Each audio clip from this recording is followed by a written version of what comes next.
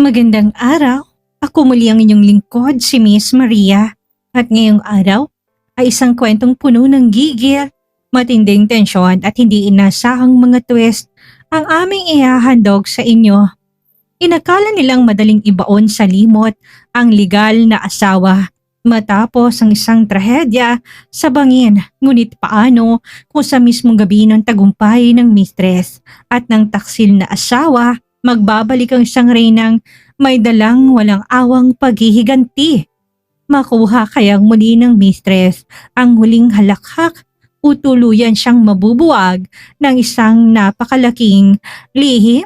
Magtimpla na ng kape, maupo ng maayos at sabay-sabay nating subaybayan ang nakakapagtaas presyong kwento ng The Legal Wife Return versus Mistress.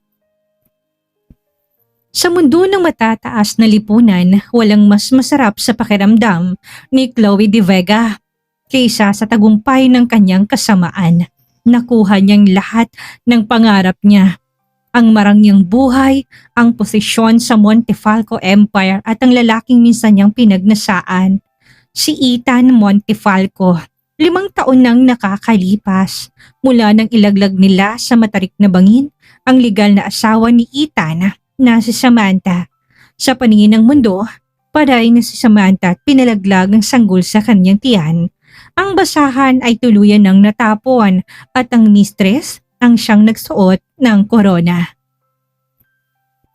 Ngunit sa gabi ng kanilang pinakamalaking tagumpay, sa gitna ng silaw ng mga aranya at tunog ng mga basong nag-uumpugan sa alak, bumukas ang grand ballroom doors. Isang babae ang pumasok. Ang bawat akbang ay may kasamang otoridad. Ang bawat titig ay may dalang malamig na usog ng impyerno. Siya si Madame Samira Vance, ang pinakamalaking investor mula sa Europa. Siya ay may mukha, boses at tindig na namatay na legal na asawa. Ngunit hindi siyang dating mahinhin, tanga at madaling apihing Samantha. Ang babaeng nakatayo sa kanilang harapan ay may pusong gawa sa bakal at mga matang nakaukit sa galit. Habang nagkakamali si Ethan sa pag-aakala nagbabalik ang kanyang dating asawa upang makipagbalikan, at habang muling nagpaplano si Chloe ng panibagong pagpatay upang hindi mawala ang kanyang karangyaan. Isang mas madilim, mas malalim na lihim ang unti-unting lumilitaw.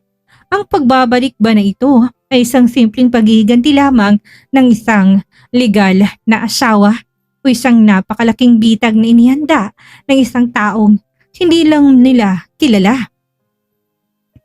Isang laro kung saan ang mistress ay hindi lang mawawala ng korona, kung hindi tuluyan ding mabubura ang katinoan sa sandaling malaman ang totoong pagkatao ng kanyang kalaban. Ang gabi sa Montefalco Grand Ballroom ay parang isang panaginip na binuo sa purong ginto at brilyante. Ang bawat sulok ay kumikislap sa ilalim ng mga dambuhalang crystal chandeliers habang ang himig ng mamahaling violin ay kumakalat sa buong bulwagan. Dumadalo ang mga pinakamayamang negosyante, matataas na opisyal ng pamahalaan at mga tanyag na personalidad sa lipunan upang ipagdiwang ang 5th anibersaryo ng panibagong pamamahala sa Montefalco Empire. Sa gitna ng napakalaking bulwagan, nakatayo si Chloe De Vega habang mahigpit na nakahawak sa braso ni Ethan Montefalco. Nakasuot si Chloe ng isang kulay pulang silk na gown na may malalim na neckline at hiwa sa hita. Isang suot na sumisimbolo sa kanyang tagumpay at walang kapantay na karangyaan. Sa kanyang leeg ay nakasabit ang 1,000,000 halagang diamond necklace, ang mismong alahas na dating pagmamay-ari ng dating legal na asawa ni Ethan. "Look at them, Ethan," mulong ni Chloe habang nakangiti ng napakatamis sa mga reporters na walang tigil sa pagkuha ng litrato. Nakasambang lahat sa paanan natin. Wala na nakaraang humahadlang sa atin. Tumingin si Ethan sa babaeng nasa kanyang tabi. Gwapo, matipuno at tinitingala bilang CEO ng kumpanya. Ngunit kung susiriing mabuti, ang kanyang mga mata ay nakatagong matinding dilim at agam-agam doon. 5 taon na ang nakakalipas mula nung gabi ng trahedya. Nung gabing bumagsak sa matarik na bangin ang sasakyan ng kanyang legal na asawa na si Samantha. 5 taon niya nang ginagastos ang yaman ng kumpanya na itinayo rin ng pamilya ni Samantha. Ngunit gabi-gabi, tuwing patay ng mga ilaw at tahimik ang buong mansyon, nagbabalik sa kanyang pandinig ang huling sigaw ng kanyang asawa habang nagmamakaawa para sa buhay ng kanilang hindi pa naisisilang na anak. Ethan, nakikinig ka ba? Untag ni Chloe sabay pisil sa kanyang braso. May bahid ng inis sa boses nito. Isipin mo tagumpay natin ngayong gabi. Huwag mo nang isipin ng taong matagal nang naging abo sa ilalim ng bangin. I am listening, Chloe. Malamig na sagot ni Ethan bago ininom ang natitirang champagne sa kanyang baso. Nagsimulang umakyat ang tagapagsalita sa entablado upang ilunsad ang pinakamalaking investment deal ng kumpanya ngayong taon. Ladies and gentlemen, tonight is not just an anniversary. Tonight, we celebrate the arrival of our mysterious major investor from France, the person who bought 50% of our shares and saved the empire from liquidation. Nagsimulang magpalakpakan ng mga tao. Nakaabang ang lahat kung sinong napakayaman at makapangyarihang negosyante na nagligtas sa kumpanya. Biglang namatay ang lahat ng ilaw sa loob ng napakalaking ballroom. Nabalot ng kadiliman ng bulwagan, maliban sa isang solong spotlight na direktang tumutok sa dambuhalang double doors ng pinto sa dulo ng hall. Natahimik ang buong paligid. Ang tanging tunog na kumalat sa silid ay ang mabigat at ritmo ng bawat hakbang na matataas na heels na tumatama sa makinang ng marble floor. Dahan-dahang bumukas ang malaking pinto. Mula sa usok ng smoke machine at sa gitna ng maliwanag na spotlight, pumasok ang isang babae. Napatigil sa paghinga ang lahat. Nakasuot ito ng isang floor-to-length na itim na velvet gown na may mahabang ilalim. Ang kanyang buhok ay maayos na nakatali sa isang eleganteng bun, habang ang kanyang leeg ay pinalamutian ng isang kulay itim na tanzanite diamond. Ang bawat galaw niya ay puno ng dignidad, otoridad at hindi matatawarang karangyaan. Ngunit nang itaas ng babae ang kanyang mukha at tumingin sa gitna ng tablado, tila huminto ang ikot ng mundo para kina Ethan at Chloe. Nalaglag ang hawak na crystal glass ni Chloe at ang tunog na nabasag na salamin ay yumanig sa katahimikan ng bulwagan. Naging maputla ang kanyang mukha at ang kanyang mga labi ay nanginginig sa matinding sindak. Hindi maaari ito, bulong ni Chloe sabay step back na 2 beses habang nakahawak sa kanyang dibdib. Patay na siya. Nakita ng 2 kong mata kung paano nahulog ang kotse niya. Si Ethan naman ay napatulala, nanlalaki ang kanyang mga mata habang ang kanyang dibdib ay naguunahan sa mabilis na pagtibok. Ang mukhang yon, ang hugis ng mga labi, ang matang dating puno ng pagmamahal ngunit ngayon ay balot na ng malamig na yelo at ang tindig nito ay ang mismong mukha ng legal na asawa na itinapon nila sa limot. Samantha. Mahinang usal ni Ethan, ngunit ang pangalang yon ay parang usok na lumabas sa kanyang tuyong lalamunan. Dahan-dahang naglakad ang babae patungo sa gitna ng ballroom. Ang bawat tao na nagdaraan ay kusa nitong binibigyan ng daan dahil sa lakas ng kanyang aura. Huminto siya sa mismong tapat ng entablado. Tumingin kina Chloe at Ethan at nagpakawala ng isang malalim, malamig at nakakapangilabot na ngiti. Kinuha niyang mikropono mula sa katayong MC at tumarap sa lahat ng mamamahayag at bisita. Hindi siya makapaniwala sa katapangan at talas ng pananalita ng babaeng nasa kanyang tabi. Ang dating Samantha na kanyang kilala, ang babaeng madaling umiyak, ang babaeng laging nagpapakumbaba at nagmamakaawa para sa kanyang pagmamahal, ay tuluyan nang nawala. Ang babaeng nakatayo ngayon ay isang halimaw na binuo ng sarili nilang kasamaan. Matapos ang 2 oras na tensyonadong meeting kung saan isa-isang pinilitan ni Samira ang mga heads ng departamento at inatasan ang isang buong independenteng auditing team para sa financial records ng kumpanya. Formal na natapos ang pagpupulong. Mabilis na lumabas si Chloe na may matinding galit sa kanyang dibdib. Samantalang si Samira naman ay dahan-dahang inayos ang kanyang mga gamit. Nang makalabas ang lahat ng tao't maiwan silang dalawa lamang sa loob ng malaking conference room, dahan-dahan na tumayo si Ethan. Humarang siya sa pintuan upang hindi makalabas si Samira. Samantha, basag ang boses na usal ni Ethan. Ang kanyang mga mata ay puno ng matinding emosyon. Pagsisisi, takot at pananabik. Pakiusap, mag-usap tayo. Alam kong ikaw yan.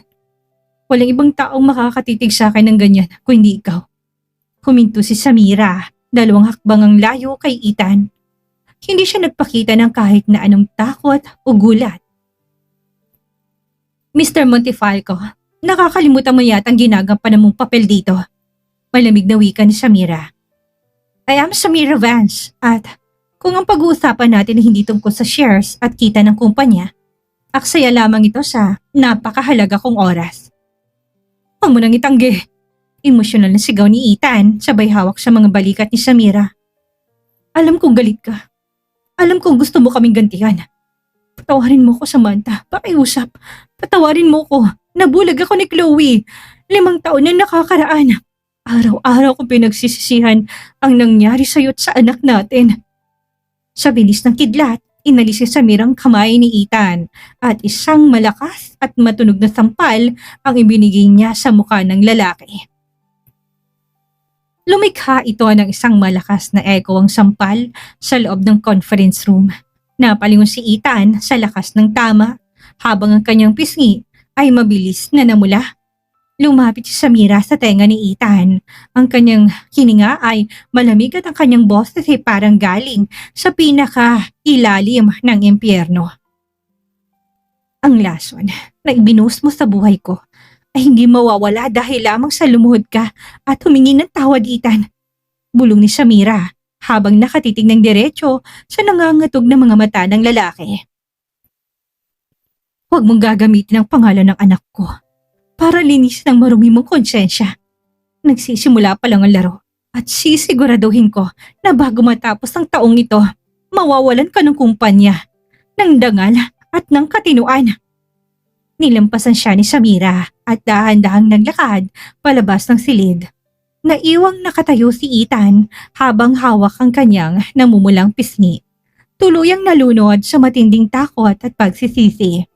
Ang mga sumunod na linggo ay naging isang dambuhalang bagyo na unti-unting lumamon sa Montefalco Empire. Sa bawat araw na lumilipas, mas lalong nagiging madilim ang paligid para kay Chloe de Vega. Ang huling independent auditing team na ipinalagay ni Samira Vance ay parang mga gutom na uwak na nakakatay sa bawat documented financial transaction ng kumpanya mula sa nakalipas na 5 taon. Sa loob na karangyang opisina ni Chloe, nagwawala ang mistress. Ang mga mamahaling vase na gawa sa porcelain ay naging mga pira-pirasong bubog sa sahig, habang ang mga folders ng mga illegal na kontrata ay nakakalat kahit saan. Hindi ito maaari. Paano nilalahalap ang mga offshore accounts? Nanginginig na sigaw ni Chloe. Ang kanyang boses ay paos sa matinding galit at panik. Ang kanyang dating maayos na makeup ay hulu-hulu na sa pawis at luha ng frustration. Pumasok si Ethan sa opisina, ngunit wala nang dating makapangyarihang tindig ng isang CEO. Ang kanyang suit ay nakabukas ang 3 button sa itaas. Gulo-gulong buhok at ang kanyang mga mata ay balot na namumulang mga ugat sa kawalan ng tulog. Lumabas na ang paunang resulta ng audit report, Chloe. Malamig na wika ni Ethan habang nakatitig sa babaeng naging dahilan ng kanyang pagbagsak. Higit 500 milyong piso ang nawawala sa pondo ng kumpanya at lahat ng bakas ng pera pumasok sa mga kumpanyang nakapangalan sa'yo at sa pamilya mo. Ginawa ko lang naman yon para sa ating dalawa, Ethan! Hysterical na sigaw ni Chloe habang tumatakbo patungo sa lalaki't hinawakan ng mga kamay nito. Gusto ko lang namang masiguro ang kinabukasan natin. Baka sakaling bawiin sa atin ang kumpanya. Tulungan mo ko pakiusap. Ikaw ang CEO. Pwede mong itago mga dokumentong yan. Mabilis at maras na tinulak ni Ethan si Chloe kaya napaupong mistress sa sofa. Para sa atin o para sa sarili mo? Galit na sigaw ni Ethan na umalingaw-ngaw sa buong silid. Nawawala na ng tiwalang mga bangko. Ang mga investors ay isa-isang nag-withdraw ng shares nila. At ngayon ang Securities and Exchange Commission ay nagpadala na ng subpoena. Sinira mong kumpanya ni tinaguyod ko. Sinira mo ang buhay ko. Ako bang sumira? Galit na balik ni Chloe sabay tayot ng bana kay Ethan. Nakalimutan mo na ba kung paano mo pinabayaan si Samantha? Nakalimutan mo na ba? Ikaw ang nagutos na patayin ng preno na sasakyan niya nung gabing yon. Kasama kitang gumawa ng kasalanan, Ethan. Kung babagsak ako, sisiguraduhin ko kasama kitang mabubulok sa impyerno. Napahawak si Ethan sa kanyang ulot na pasandal sa pader. Tuluyang nilamon na matinding takot. Habang nagkawasak-wasak ang relasyon ng dalawa sa loob ng mansyon, nakatanggap si Chloe ng isang misteryosong text messages mula sa isang hindi kilalang numero. Gusto mo bang malaman kung paano tuluyang mawawala si Samira Vance sa buhay mo? Magkita tayo sa lumang bodega ng Montefalco Shipping sa Pier 13.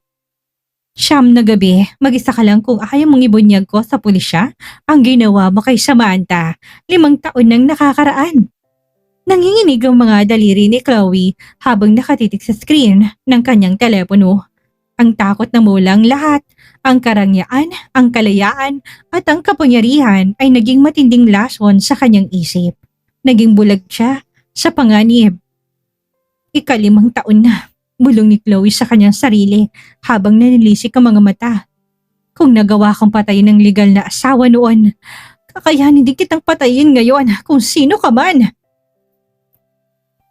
Kumuha si Chloe ng isang maliit na 38 caliber pistol mula sa kanyang safe vault.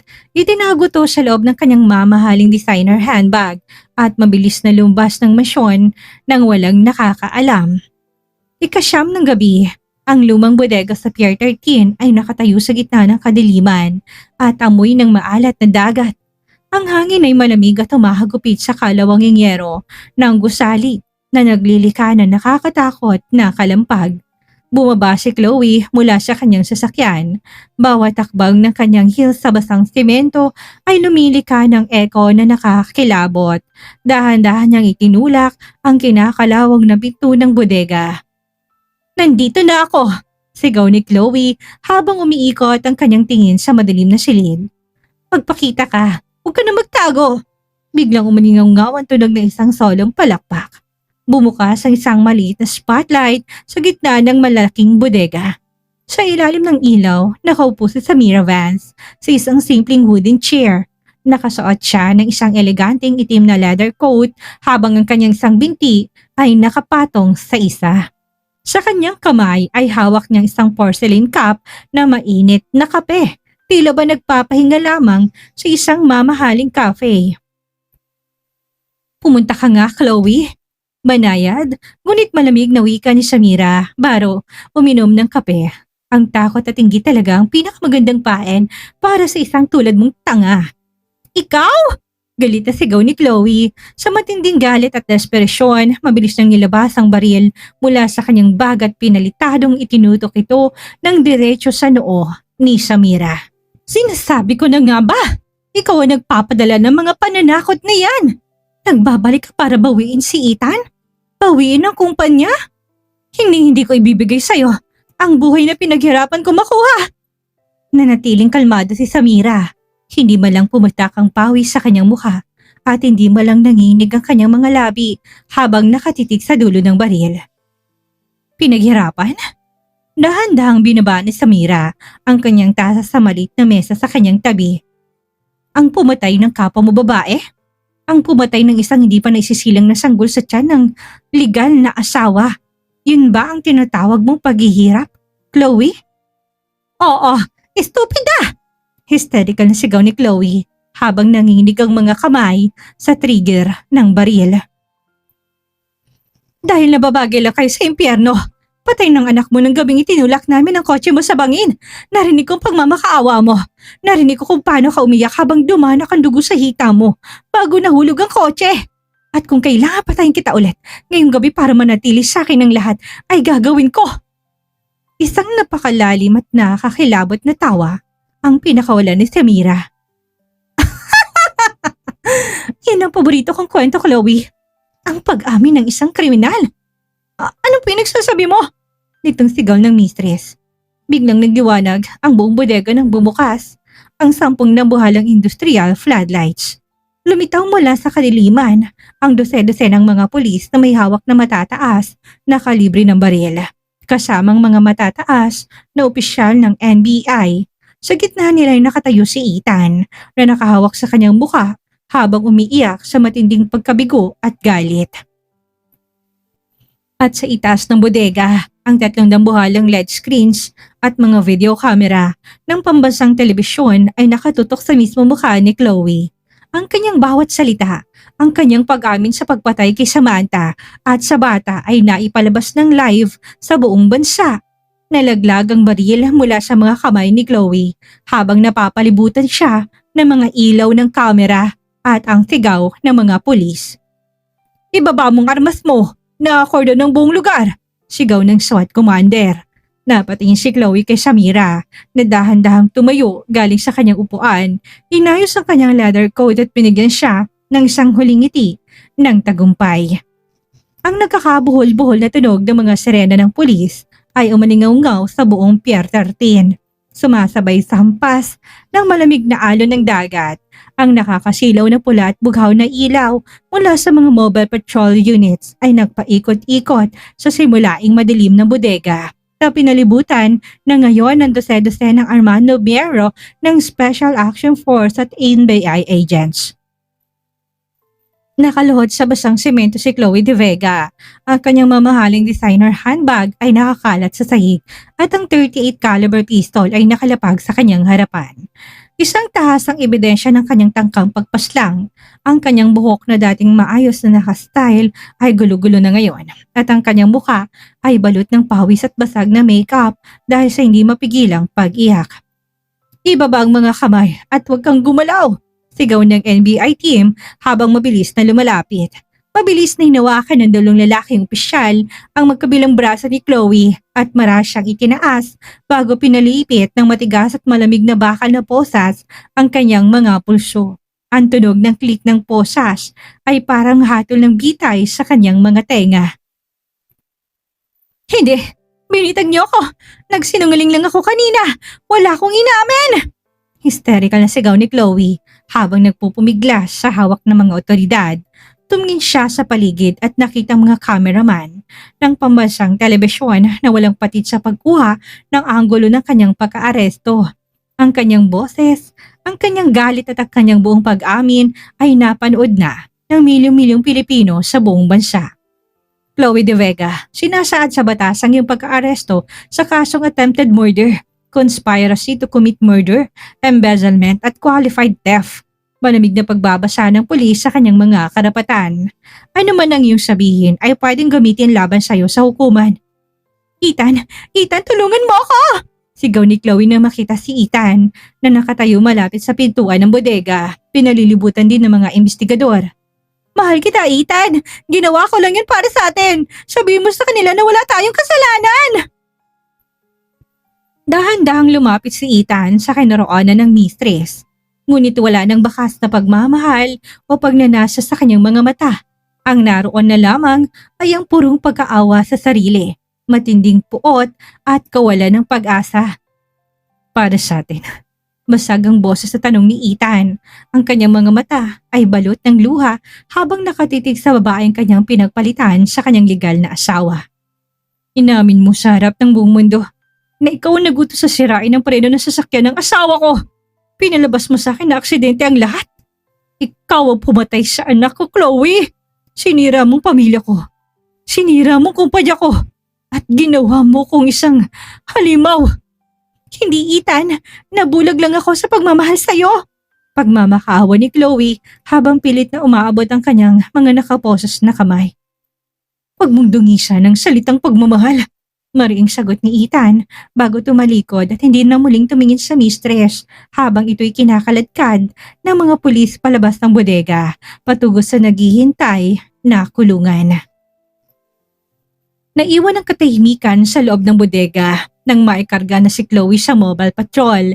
Ang natitira na lamang sa gitna ng silid ay sina Ethan at Samira Vance. Dahan-dahan na lumapit si Ethan kay Samira. Ang kanyang mga tuhod ay nangangatog sa matinding emosyon. Sa bawat takbang niya patungo sa babae, nararamdaman niyang matinding bigat ng kasalanan na kanyang pinasan sa loob ng 5 taon. Nang makalapit siya, tuluyang bumagsak ang mga tuhod ni Ethan sa maduming sahig ng bodega. Lumuhod siya sa harapan ni Samira, nakayuko at umiiyak ng napakalakas. Isang dating makapangyarihang CEO na ngayon ay pawang isang basahan na lamang sa paanan ng kanyang legal na asawa. "Samantha, patawarin mo ko," hagulhol ni Ethan habang sinusubukang hawakan ang dulo ng coat ni Samira. "Patawarin mo ko sa lahat ng kabaluktutan ko. Nabulag ako ng maling pagnanasa at ng alindog ni Chloe. Araw-araw ko pinagsisisihan ang gabing yun. Araw-araw kong inisip ang nawala nating anak." Nakatayo si Samira nang diretso ang kanyang mga mata ay nanatiling malamig at walang anumang bakas ng awa. Inalis niya ang dulo ng kanyang coat upang hindi ito mahawakan ng maruming kamay ni Ethan. "Bumangon ka dyan, Ethan." Malamig at maotoridad na utos ni Samira. "Nagmumukha kang kawawa at ang isang Montifalco hindi dapat lumulod sa isang patay na tao." "Ibibigay ko sa iyong lahat," sigaw ni Ethan habang nakatitig sa kanya ng may pagsusumamo. "Ibibigay ko sa iyong buong kumpanya. Ang mansyon, ang mga ari-arian, ang lahat ng shares ko. Pabalikin mo lang ako sa buhay mo, Samantha. Magsimula tayo ulit. Bumuo tayo ng panibagong pamilya." Isang napakatigas at nakakatakot na ngiti ang umukit sa mga labi ni Samira Vance. Dahan-dahan siyang yumuko upang maihanda kanyang muka sa tapat ng mukha ng nakaluhod na lalaki. Magsimulang muli. Mahinang bulong ni Samira, ngunit ang bawat salita'y parang kutsilong dumidikit sa leeg ni Ethan. "Sa tingin mo ba, Ethan, ginawa kong lahat ng sakripisyong to sa loob ng 5 taon para lang makipagbalikan sa isang lalaking walang paninindigan at taksil?" Napatigil si Ethan sa pag-iyak. Ang kanyang mga mata ay pinalibutan ng takot. "Ang tagumpay ng aking paghihiganti ay hindi ang pagbawi sa kung anong naging akin," patuloy ni Samira habang dahan-dahang tumatayo ng tuwid. "Ang tunay na tagumpay ng iyong paramdam sa inyo ni Chloe. Kung paano mawala ng lahat habang nabubuhay pa kayo. Wala ka ng kumpanya dahil nabili ko ng lahat ng assets na ito. Wala ka ng mansyon dahil nakatitulo na to sa Vance International at higit sa lahat, wala ka ng dignidad." Kinuha ni Samira ang kanyang mamahaling gloves at mula sa bulsa at sinut ito, tila ba diring-diri siyang makahinga ng parehong hangin na nilalanghap nila ng lalaki. "Magkita na lang ang mga abogado natin sa korte para sa formal annulment at sa liquidation na natitira mong utang sa kumpanya," dagdag ni Samira. Tumalikod si Samira Vance at dahan-dahang naglakad palabas ng bodega. Ang tunog ng kanyang sapatos ay unti-unting nawawala habang si Ethan Montifalco ay naiwang nakaluhod sa gitna ng madilim at maalikabok na sahig. Wala nang natitirang ari-arian, wala ng kumpanya at tuluyang ginupo ng kanyang sariling kasalanan.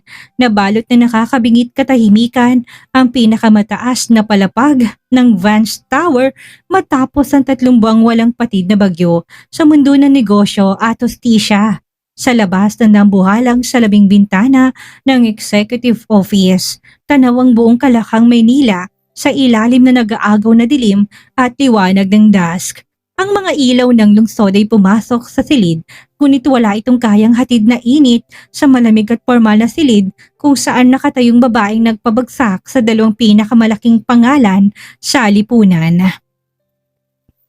Sa loob na nakalipas na 70 araw, tuluyan ang nadurog ang bawat natitirang haligi ng buhay ni Ethan Montifalco at Chloe De Vega.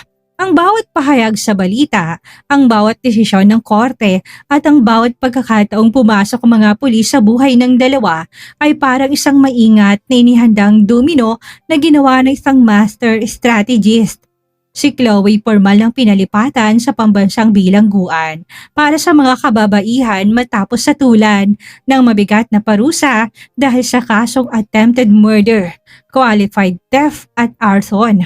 Wala siyang piyansa, walang kaibigang lumapit at walang natitirang ni isang simento sa kanyang pangalan. Si Ita naman, matapos mawala ng bawat share sa Montefico Empire at magbabag ng kanyang pangalan dahil sa mga nakatagong utang ay tuluyang lumubog sa kahihiyan at kawalan ng katinuan. Isang bayarang palaboy na lamang sa mga iskinita ng lungsod na dating kanyang pinaghaharian. Nakatayo si Samira Vance sa tapat ng bintana. Hawak ang isang baso ng mamahaling wine at ang kanyang mukha na dating puno ng galit sa mga nakaraang buwan ay nakakapagtakang balot na ngayon ng isang malalim, tahimik at halos walang emosyong katahimikan. Nakuha niya ng katarungang pinaglaban ng kanyang buong pagkatao. Ang legal na asawa ay nagwagi. Ang mistress ay nabulok sa kulungan. Ang taksil na asawa ay nawala ng lahat. Bumukas ang pambungad na pinto ng opisina. Pumasok ang kanyang matalik na kaibigan at punong abogado, si Attorney Mark Salvador, dalang isang makapal na leather folder na katatak ng formal na seal ng korte. Natapos ng lahat ng proseso sa Mira. Malamig ngunit may bahid ng tagumpay na sabi ni Mark habang binababang mga dokumento sa ibabaw ng mahogany desk. Ang lahat ng natitirang ari-arian na mga Montefico ay formal nang nailipat sa pangalan ng Vance International. Wala nang natitirang kahit na anong alas sina Ethan at Chloe. Matagumpay mong nabawi ang buong imperyo. Hindi kaagad sumagot si Samira. Uminom siya ng kaunting wine bago dahan-dahang humarap sa abogado. Ang kanyang mga mata ay sumasalamin sa mga ilaw ng gabi. Salamat, Mark. Mahinang sagot ni Samira Vance. Kung walang tulong mo at ang mga lihim na impormasyon na nakalap mong mula sa Europa sa loob ng 5 taon, hindi natin mapapatupad ang planong ito nang walang kaunting bakas. Huminto si Mark sa kanyang pag-aayos ng mga papel. Tumingin siya ng diretso sa babaeng nakatayo sa kanyang harapan. May pumasok na kakaibang tensyon sa silid. Isang uri ng tensyon na hindi mula sa takot, kundi mula sa isang napakabigat na lihim na matagal nang pilit na itinago sa ilalim ng lupa. Tapos na ang laro, Samira. Dahan-dahang wika ni Mark. Sabay hakbang ng 2 beses palapit sa kanya. Oh, mas tamang sabihin na. Tapos na ang paghihiganti mo para sa kapatid mo, Veronica. Napahintong kamay ni Samira na humawak sa baso ng wine. Ang kanyang balikat ay bahagyang tumigas. Dahan-dahan niyang binaba ang baso sa maliit na mesa sa kanyang tabi. Ang malamig at matapang na aura na kanyang sinuot sa loob ng 5 taon ay dahan-dahang napalitan ng isang malalim at emosyonal na ekspresyon. Isang mukha na isang taong matagal nang nagpasan ng katauhan ng ibang tao. Dito lumabas ang pinakamadilim at pinakamalalim na luha na hindi kailanman nahulaan ni Ethan at Chloe o ng kahit na sinong tao sa buong bansa.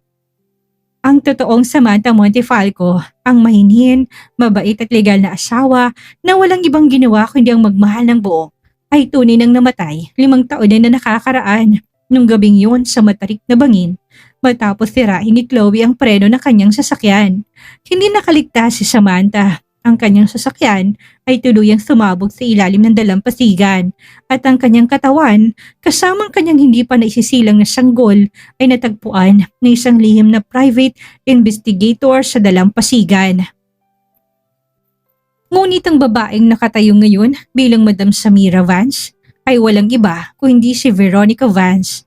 Ang identical twin sister ni Samantha na ibinigay sa isang mayamang pamilya sa France nung sila ay mga sanggol pa lamang. Dahil sa matinding pangangailangan ng kanyang biological parents. Lumaki si Veronica sa Europa bilang isang matapang, matalino at walang kinatatakutang negosyante.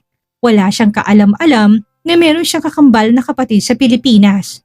Hanggang sa makatanggap siya ng isang lihim na sulat at dokumento mula sa isang pribadong investigador ilang linggo matapos ang trahedya. 5 taon na ang nakakaraan.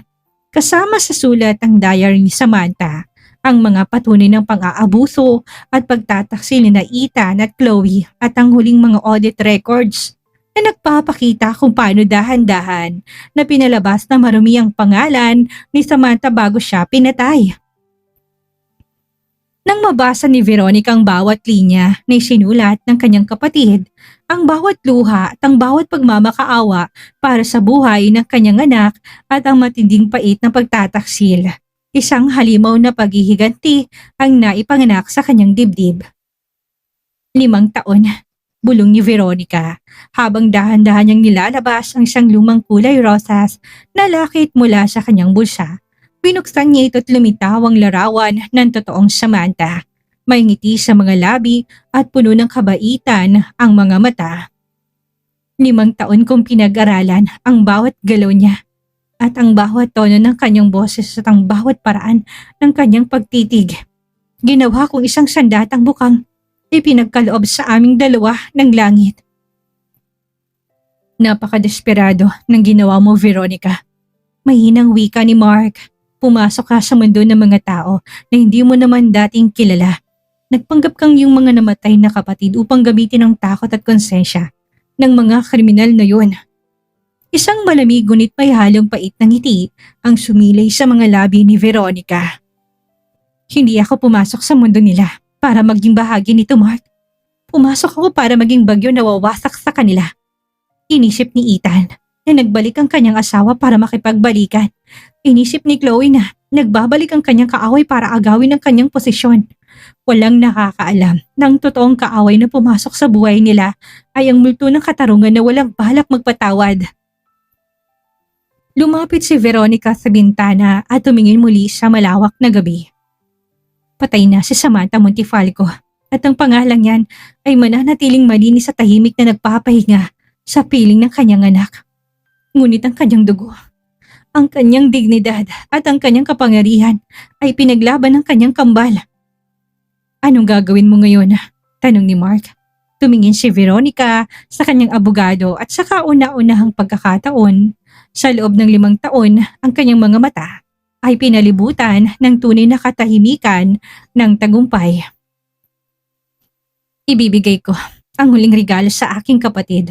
Pupuntahan ko ang taong pumatay sa kanya at ipapamukha ko sa kanyang pinakamasakit na katotohanan ng kanyang buhay. Lumipas ang ilang buwan matapos ang huling hatol ng korte. Sa kabila ng matatayog na pader na pinalilibutan ng matutulis na barbed wire at sa ilalim ng nakatutok na mga watchtower ng pambansang bilangguan para sa mga kababaihan. Balot ng lamig, amoy ng amag at matinding pagkabulok ang buhay ng dating kilalang socialite na si Chloe De Vega. Wala nang dating malambot na sutla na sumasayad sa kanyang balat. Wala nang mamahaling alahas at ang mga mamamahayag na sumusunod sa kanyang bawat takbang. Ang suot na ngayon ni Chloe ay ang kupas at maluwag na kulay kahel ng bilanggong uniform. Ang kanyang dating makinis na balat ay puno ng mga sugat mula sa dumi ng pasilidad at ang kanyang buhok ay gulo-gulo at may bahid na ng dumi. Sa loob ng selda, siya ang pinakamababang uri ng preso. Isang kriminal na pinagkaitan ng piyansa at kinamuhian kahit ng sarili niyang mga nakakasama sa silid. Habang nakaupo sa malamig at mamasamasang semento, habang nakatitig sa bakbak na pader, umalingaw-ngaw ang matigas na boses ng babaeng gwardya mula sa bakal na rehas. Chloe De Vega, tumayo ka nga dyan. May bisita ka sa visiting hall. Parang ginawaran ng panibagong buhay ang nanunuyot na puso ni Chloe. Mabilis siyang tumayo at halos madapa sa pagmamadali patungo sa pintuan. Sa kanyang isip, may isang tao nagbalik para iligtas siya. Si Ethan, sigaw ng kanyang isip habang nanginginig ang kanyang mga labi. Nahanap na niya ang paraan. Narealize niya na ako lang nagmamahal sa kanya o baka ang pamilya ko. Nagbayad sila ng pinakamagaling na abogado. Hawak ang matinding pag-asa at ang huling patak ng kanyang natitirang kapalaluan. Inayos ni Chloe ang kanyang buhok gamit ang nanginginig na mga daliri at pumasok sa nakahiwalay na visiting room. Ang silid ay hinahati ng isang makapal at bulletproof na salamin. May nakakabit na dalawang lumang intercom handset sa magkabilang panig. Ngunit nang umupo si Chloe sa bakal na upuan at tumingin sa kabilang panig ng salamin, pumatak ang isang malamig na pawis sa kanyang noo. Ang kanyang napakasayang muka ay mabilis na napalitan ng matinding puot at takot. Ang nakaupo sa kabilang panig ay isang babaeng nakasuot ng napaka-eleganteng itim na Chanel suit. Nakasombrero ng itim na may manipis na veil at nakasalamin ng maitim na sunglasses. Ang bawat galaw ng babae ay sumisimbolo ng walang katapat na karangyaan, ang mismong larawan ng buhay na kailanman hindi na mararanasang muli ni Chloe. Dahan-dahang inalis ng babae ang kanyang sunglasses. Lumitaw ang kanyang mga mata, malamig, nagniningning at puno ng walang kapantay na kapangyarihan. Yun ang mukha na Samantha. Marahas na kinuha ni Chloe ang intercom handset at halos iuntog ang kanyang ulo sa makapal na salamin habang nalilisik ang kanyang mga mata. Ikaw? Galit at pausa sigaw ni Chloe sa pamamagitan ng telepono. Anong ginagawa mo dito? Pumunta ka ba dito para pagtawanan ako? Para ipagmayabang na nakuha mo ng lahat? Magdusa ka man, Samantha. Nagtagumpay ka man ngayon. Naniniwala kong babalik at babalik pa rin sa iyo ang karma. Patay ng kumpanya mo. Naghihirap si Ethan at ako mabubulok man ako dito. Isusumpa kita araw-araw hanggang sa mamatay ako. Nanonood lamang ang babae sa kabilang panig habang nagwawala at sumisigaw si Chloe. Wala man lang bakas ng pagkagulat o galit sa kanyang muka. Dahan-dahan niyang kinuha ang kanyang sariling intercom handset at nilapit ito sa kanyang tenga. Nagpakawala siya ng isang napakatamis, napakaganda, ngunit nakakakilabot ng ngiti. Tapos ka na bang magsalita, Chloe? Banayad at malamig na tanong ng babae. Ang kanyang boses ay parang sang musika na nagdadala ng hatol ng kamatayan. Natigil si Chloe. Nanginginig ang kanyang mga kamay habang mahigpit na nakahawak sa handset. Pumunta ako dito ngayong gabi, hindi para makinig sa mga walang kwenta mong sumpa. Patuloy ng babae habang dahan-dahan siyang yumuyuk at nilalapit ang kanyang mukha sa salamin. Pumunta ako dito para magbigay ng isang huling regalo. Isang napakagandang lihim na magiging dahilan para hindi ka na makatulog kahit na kailan sa natitirang buhay mo. Anong pinagsasabi mo? Litong usal ni Chloe habang pumasok ang isang kakaibang panginginig sa kanyang buong katawan. Ang babaeng pinalaglag mo ang anak. Ang babaeng pinagkaitan mo ng asawa. At ang babaeng tinapon mo sa bangin 5 taon nang nakakaraan. Bulong ng babae sa telepono habang ang kanyang mga mata ay nananatiling nakatitig ng diretso sa kaibuturan ng kaluluwa ng mistress. Ay matagumpay mong napatay nung gabing yon. Napatigil ang ikot ng mundo para kay Chloe de Vega. Ang kanyang hininga ay nabitin sa kanyang lalamunan. Nagsisinungaling ka. Nandito ka sa harap ko. Ikaw si Samantha. Hindi. Malamig na sagot ng babae, sabay iling ng kanyang ulo. Ang pangalan ko ay Veronica Vance. Ako ang identical twin sister ni Samantha. Ang totoong Samantha Montefalco at ang kanyang hindi pa naisisilang na anak ay matagal ng tahimik na nagpapahinga sa ilalim ng lupa dahil sa kasakiman ninyo ni Ethan. Nalaki ang mga mata ni Chloe hanggang sa halos lumuwa ang mga ito, ang kanyang bibigay na angil ngunit walang salitang lumalabas. Pumunta ako sa bansang ito hindi bilang asawa ni Ethan. Dugtong ni Veronica habang ang kanyang boses ay lagong nagiging matalim at walang awat. Pumunta ako dito bilang ang pinakagulong bangungot na ginawa ng sarili mong kasamaan. Ang buong paghihiganti, ang buong pagbagsak ng kumpanya, ang pagkawala ng yaman mo at ang pagkakakulong mo ngayon ay hindi ginawa ng isang nagiganting asawa. Ginawa ito ng isang kapatid na pinaglaban ng dugo ng kanyang kakambal. Bumagsak ang kamay ni Chloe, nalaglag ang intercom mula sa kanyang mga daliri at lumikayon ng matunog na hiyaw habang pumapalo ito sa bakal na mesa. Hindi, hindi! Hysterical na sigaw ni Chloe habang napahawak sa kanyang ulo. Nauunawaan niya na ang lahat, ang bawat sakripisyo ng kanyang kasamaan, ang bawat kasalanang ginawa niya para agawin si Ethan, ang pagiging utak ng pagpatay at ang buong buhay na pinagpalit niya para sa karangyaan. Ang lahat ng yun ay naging isang napakalaking katuwaan at bitag sa kamay ng isang taong hindi pa lang palang totoong tao na kiniinisan at kinatatakutan niya. Nakipaglaban siya sa isang multo at ang pumasok sa kanyang buhay ay ang mismong sundalo ng katarungan. Nagsisinungaling ka! Samantha, papatayin kita! Sigaw ni Chloe habang nagsisimulang iuntog ang kanyang ulo sa salamin. Lumapit ang dalawang gwardya at maras na hinawakan si Chloe. Habang ito ay nagwawala, umiiyak at tuluyang nawawala ng katinuan sa gitna ng silid. Dahan-dahan na tumayo si Veronica Vance. Inayos niya ang kanyang Chanel suit at sinuot muli ang kanyang itim na sunglasses at ibinaba ang kanyang veil. Ang legal na asawa ay maaaring mamatay. Bulong ni Veronica sa kanyang sarili habang naglalakad palabas ng pintuan ng bilangguan patungo sa naghihintay na kulay itim na limousine sa ilalim ng maliwanag na sikat ng araw. Ngunit ang katarungan ng kanyang dugo'y kailanman ay hindi matatalo ng isang mistress.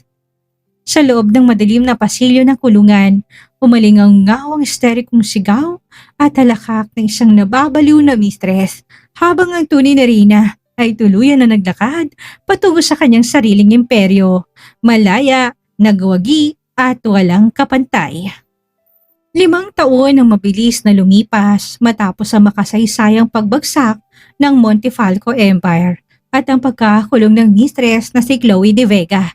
Ang dating pangalang bumalot sa mga kontrobersya at madilim na balita ay tuluyan ang nabura sa lipunan. At sa halip ay pumalit ang isang panibagong henerasyon ng tagumpay at pag-asa.